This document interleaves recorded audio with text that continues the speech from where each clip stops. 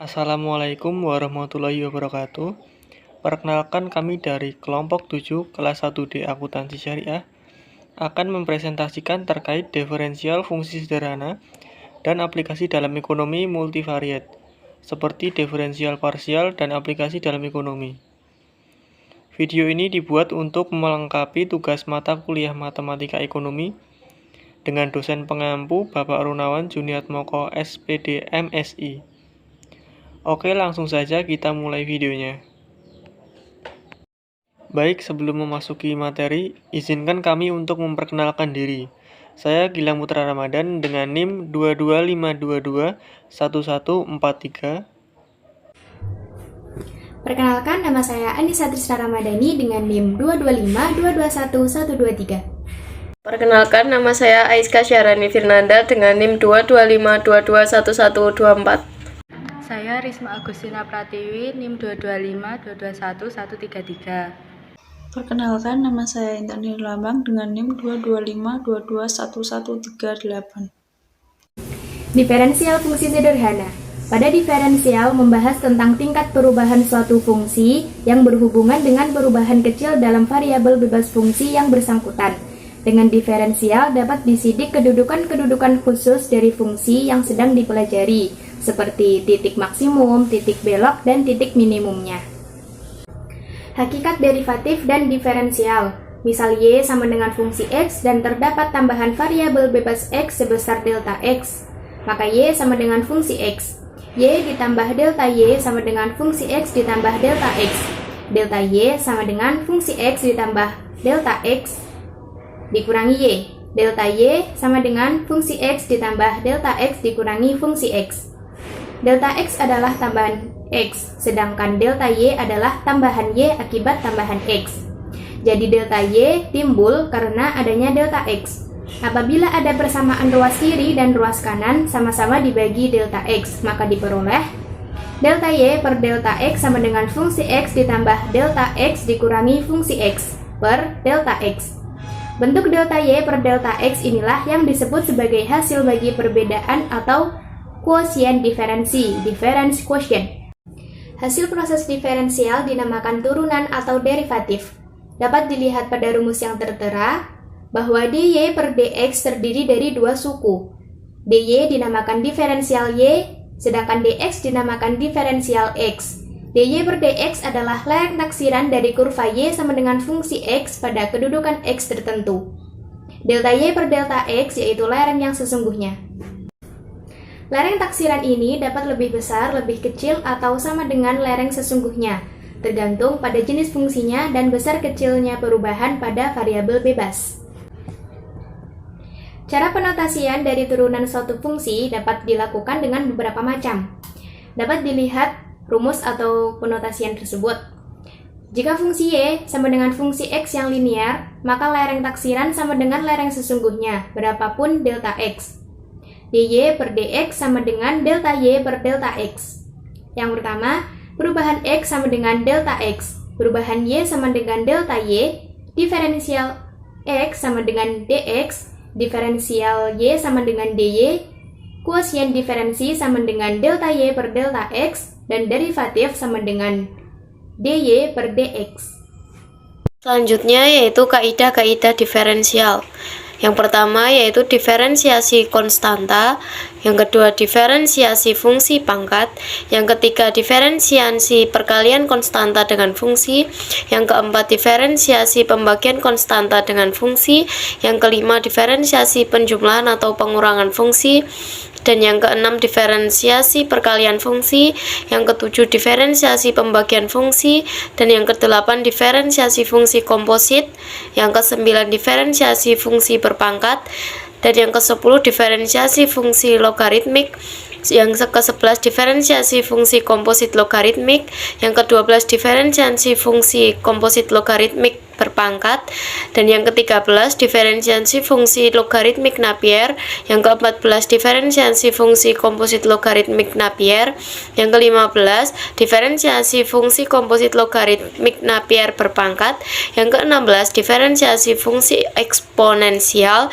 Yang ke-17 diferensiasi fungsi komposit eksponensial. Yang ke-18 diferensiasi fungsi kompleks. Yang ke-19 diferensiasi fungsi balikan. Dan yang ke-20 diferensiasi implisit. Selanjutnya yaitu diferensiasi fungsi majemuk atau multivariabel. Diferensiasi fungsi majemuk disebut juga diferensiasi parsial, yaitu proses menurunkan suatu fungsi bagian per bagian berdasarkan jumlah variabel bebasnya. Jika sebuah fungsi mempunyai n macam variabel bebas, maka ia akan memiliki n macam turunan.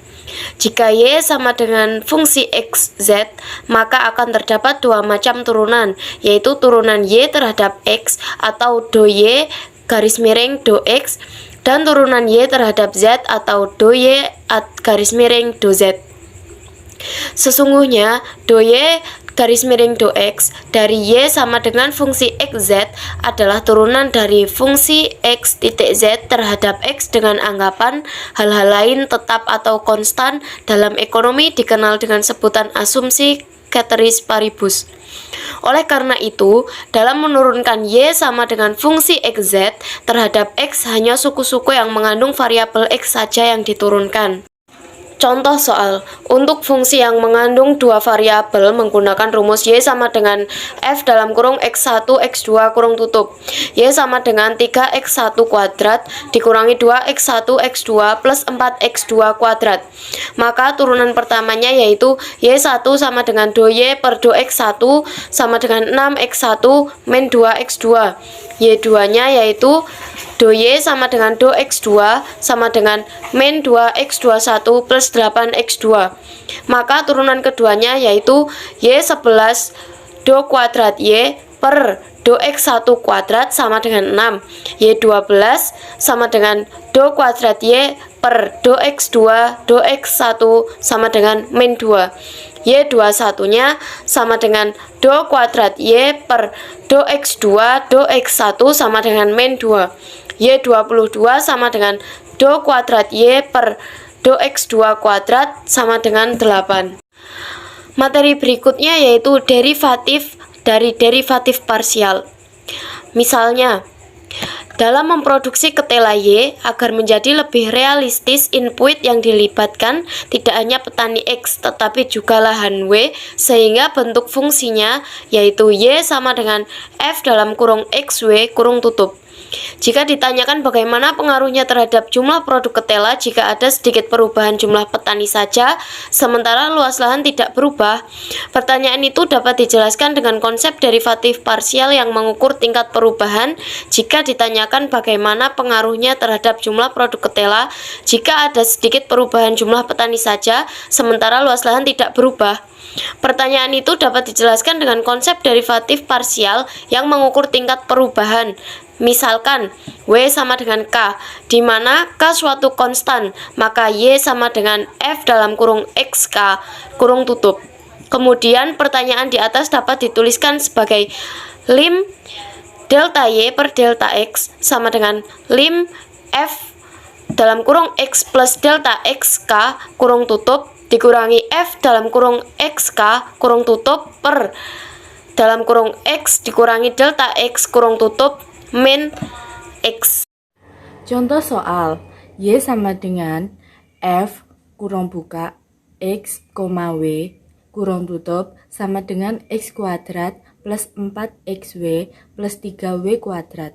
Fungsi ini mempunyai dua derivatif parsial. Pertama yaitu do Y per do X sama dengan Fx sama dengan 2x plus 4w dan 2 kali do y per do x sama dengan fx sama dengan 4x plus 6w.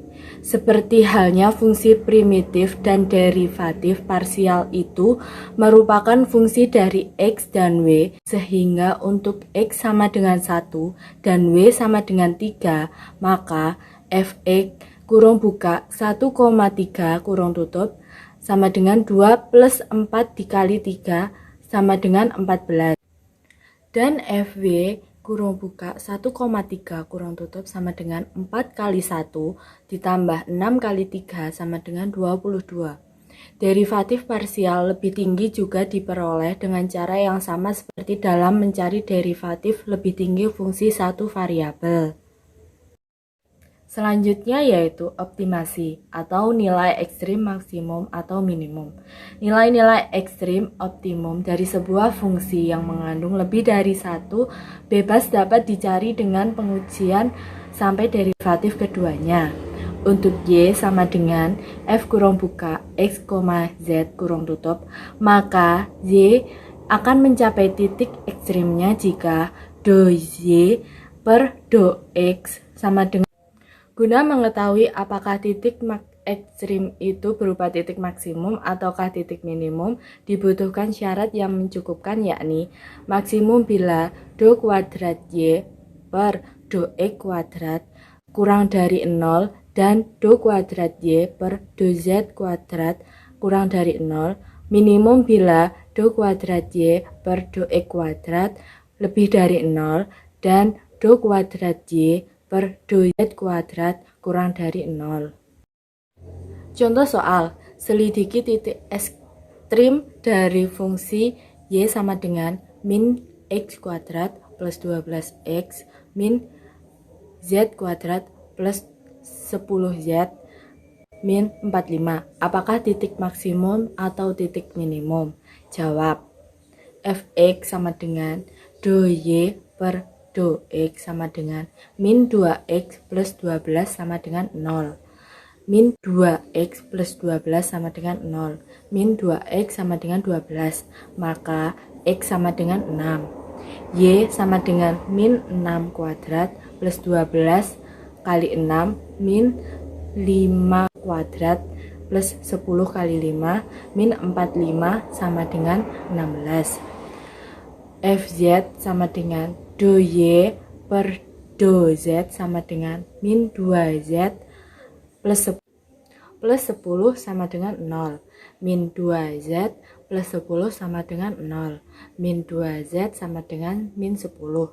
Maka Z sama dengan 5. Fxx sama dengan do 2Y per do X kuadrat sama dengan min 2 kurang dari 0. Dan Fzz sama dengan do 2Y per do X kuadrat sama dengan min 2 kurang dari 0. Maka titik ekstrimnya maksimum dengan Y max sama dengan 16. Selanjutnya yaitu aplikasi diferensial sederhana dalam ekonomi. Yang pertama yaitu elastisitas permintaan. Elastisitas permintaan adalah besarnya perubahan jumlah permintaan barang akibat adanya perubahan harga. Rumusnya yaitu eta D sama dengan DI D per DP dikali P per HID. HID sama dengan fungsi permintaan, P sama dengan harga. Permintaan suatu barang dikatakan bersifat 1. Elastis jika eta D kurang dari 0. Jika harga barang tersebut berubah sebesar persentase tertentu, maka permintaan terhadapnya akan berubah dengan persentase yang lebih besar daripada perubahan harganya. 2. Inelastis jika eta D lebih dari 1. Jika barang tersebut berubah sebesar persentase tertentu, maka permintaan terhadapnya akan berubah dengan persentase yang lebih kecil daripada perubahan harganya. 3. Uniter jika eta D sama dengan 0, jika harga barang tersebut berubah sebesar persentase tertentu, maka permintaan terhadapnya akan berubah dengan persentase yang sama dengan perubahan harganya. Contoh soal, diketahui fungsi permintaan akan suatu barang adalah V sama dengan 25 dikurangi 3P2. Tentukan elastisitas permintaannya pada tingkat harga P sama dengan 5.